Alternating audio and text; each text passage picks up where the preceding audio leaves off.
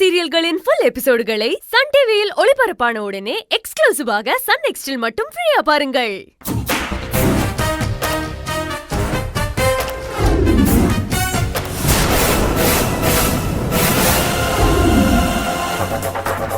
Doctor, அந்த ஜன்னல் பக்கத்துல யாரோ நின்னு பாத்துக்கிட்டு இருக்கிற மாதிரி இருக்கு டாக்டர்.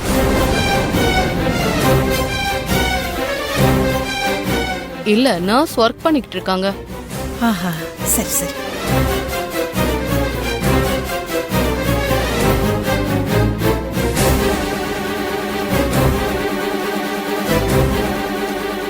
இதுல மெடிசன்ஸ் எழுதியிருக்கேன், இத மட்டும் ஃபாலோ பண்ண சொல்லு, சரியாயிடும். ஓகே, அப்ப நாங்க கிளம்புறோம். ரொம்ப தேங்க்ஸ். Take care.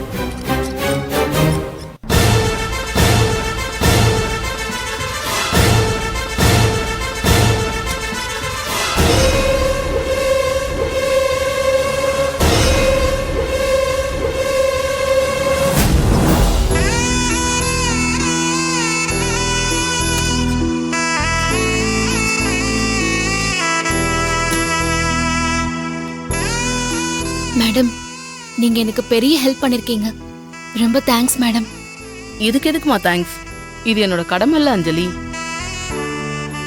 சில டாக்டருங்க ஒன்னும் இல்லாத விஷயத்தெல்லாம் பேஷண்ட்டை பயமுறுத்தி காசு புடுங்குறாங்க.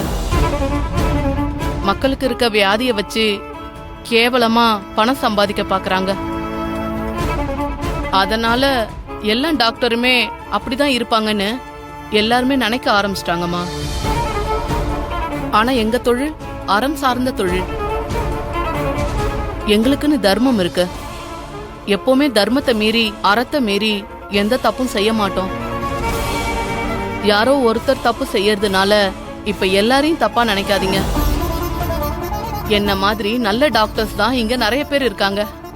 அதனால நீ ஒன்னும் பயப்படாத. குழந்தை ஆரோக்கியமா இருக்கு. உடம்ப நீ நல்லபடியா பாத்துக்கோ. நல்ல ஃபுட் சாப்பிடு. நான் எழுதி கொடுத்த டேப்லெட்ஸ் எல்லாம் கரெக்டா சாப்பிடணும். ஓகே மேடம், ரொம்ப தேங்க்ஸ். நான் வரேன். இரு, கொஞ்சம் அவசரப்படாத. அவங்க இன்னும் ஹாஸ்பிட்டலை விட்டு போயிருக்க மாட்டாங்கன்னு நினைக்கிறேன். அதனால நீ கொஞ்சம் வெயிட் பண்ணி பார்த்துட்டு போலாம். ஓகே, சரிங்க மேடம்.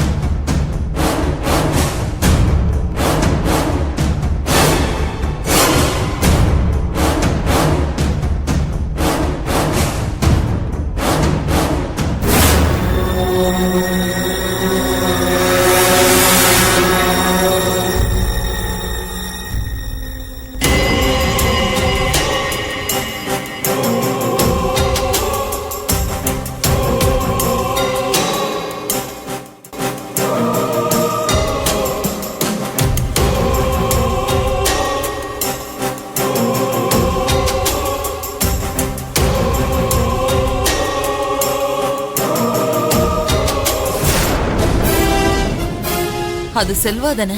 செல்வா எதுக்காக ஹாஸ்பிட்டலுக்கு வரணும்? அதுவும் என்ன பார்த்து ஏன் ஒளிஞ்சுக்கணும்?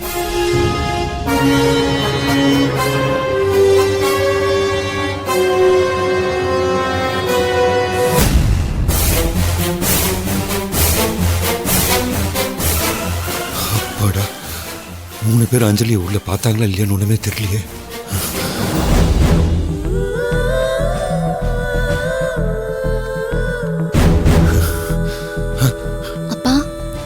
அஞ்சலி, என்னாச்சுமா?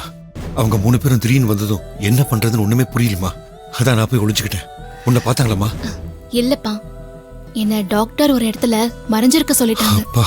அவங்க வந்துட்டு போற வரைக்கும் நான் உள்ளுக்குள்ள ஒரு இடத்துல ஒளிஞ்சுக்கிட்டு தான் இருந்தேன். இப்பதான் எனக்கு உயிர் வந்த மாதிரி.